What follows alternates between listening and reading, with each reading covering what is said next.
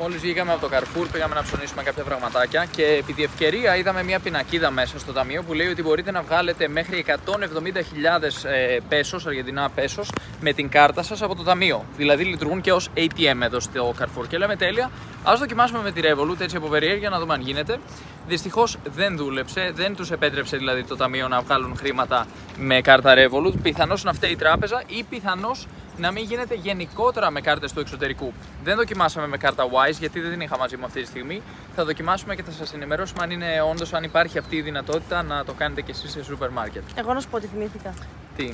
Είχαμε πάει, επειδή ήμασταν στην Αργεντινή τον προηγούμενο χρόνο, ίδια εποχή, είχαμε πάει σε ένα παρόμοιο σούπερ μάρκετ με αυτό και είχε συμβεί το εξής.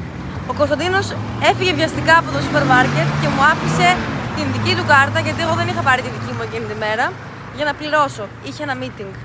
Όμως, πριν πληρώσουμε, είχε τύχει να πιει ένα Powerade. Η πρώτη φορά στη ζωή μου, πραγματικά τυπούσα τόσο πολύ. Είχαμε πάει γυμναστήριο, καλή ώρα, το ίδιο τώρα. Σήμερα ήμασταν προσεκτικοί.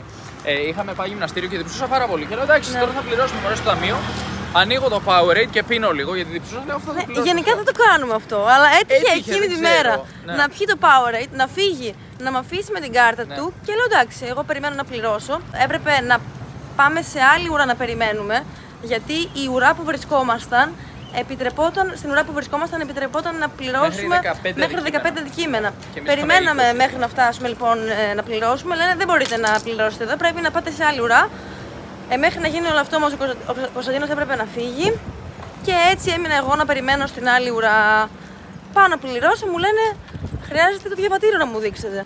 Του ατόμου που έχει την κάρτα. Που έχει την κάρτα. Πρέπει δηλαδή το άτομο που πληρώνει με κάρτα, όπως και σήμερα, ευτυχώς είχαμε τα διαβατήρια μαζί και το ξέραμε. Κάθε φορά που πληρώνεις με κάρτα στην Αργεντινή, θεωρητικά απαιτείται να έχεις μαζί σου διαβατήριο και να τους το δείξεις και να είναι το ίδιο το όνομα με αυτό που εμφανίζεται στην κάρτα. Δηλαδή δεν μπορείς να πας, ας πούμε, με την κάρτα του συζύγου σου και το δικό σου διαβατήριο, δεν θα το δεχτούν. Πρέπει να είσαι το ίδιο άτομο για να κάνουν, ας πούμε, αυτή την ταυτοπροσωπία, τέλος πάντων, τον έλεγχο που κάνουν. Δεν το κάνουν παντού εντωμεταξύ. Δηλαδή, αν πας σε ένα εστιατόριο, σε ένα μπαρ, κάπου εκεί, σε ένα τέτοιο μαγαζί, ας πούμε, δεν θα στο κάνουν. Το κάνουν στα σούπερ μάρκετ. Δεν ξέρω γιατί. Ναι. Είναι πολύ περίεργο. Ναι. Και με αυτό που έγινε, λέω δεν γίνεται δεν έχω το διαβατήριο αυτή τη στιγμή μαζί μου. Αλλά ήπια το Powerade και έτσι δεν μπορούσα να φύγω. Και έμεινα να περιμένω να τελειώσει ο Κωνσταντίνος με το meeting του και να έρθει να με πάρει από το σούπερ μάρκετ με το διαβατήριο, να πληρώσει. Και ήταν έτσι μια πολύ περίεργη εμπειρία που δεν περίμενα να συμβεί. Όπου τις κάναν και ανάκριση όλοι πάλι. Μα καλά, γιατί ήρθε στο Powerade. Περνούσαν ο ένας μετά τον άλλον και τις λέγανε γιατί ήρθε στο Powerade. Η Νίκη να είναι στο πάτωμα, σε απόγνωση, να περιμένει να τελειώσω εγώ το meeting μου και να μην θέλει να με ενοχλήσει κιόλας. Γιατί. Μου τελείωνε και το ίντερνετ και η μπαταρία, γι' αυτό δεν ήθελα να σε ενοχλήσω.